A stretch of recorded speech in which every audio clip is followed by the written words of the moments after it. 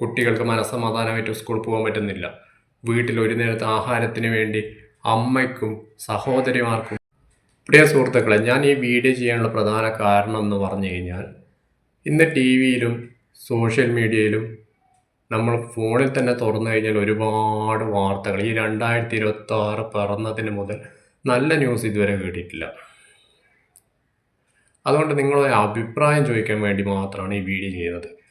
കേരളത്തിലും ഗൾഫ് നാട്ടിലും അതേപോലെ സൗദിയിലുള്ള അതേപോലത്തെ നിയമം ഈ കേരളത്തിലും വരണം എന്ന് ആഗ്രഹിക്കുന്ന ഏതെങ്കിലും ഒരു വ്യക്തിയുണ്ടോ?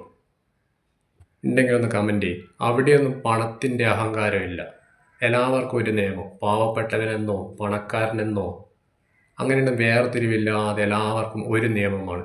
തെറ്റ് ചെയ്തവൻ അങ്ങേയറ്റം അനുഭവിക്കും. അത് അവിടുത്തെ നിയമം ഈ കേരളത്തിലും വരണമെന്ന് ആഗ്രഹിക്കുന്ന വ്യക്തികളുണ്ടെങ്കിൽ ഒന്ന് കമൻറ്റ് ചെയ്യും. കുട്ടികൾക്ക് മനസ്സമാധാനമായിട്ട് സ്കൂളിൽ പോകാൻ പറ്റുന്നില്ല.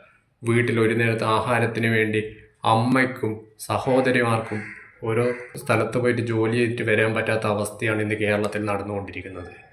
അതുകൊണ്ട് കേരളത്തിലും ഗൾഫ് നാട്ടിൽ അതേ ഭരണം വേണമെന്ന് ആഗ്രഹിക്കുന്നവർ ഒന്ന് കമൻറ്റ് ചെയ്യും.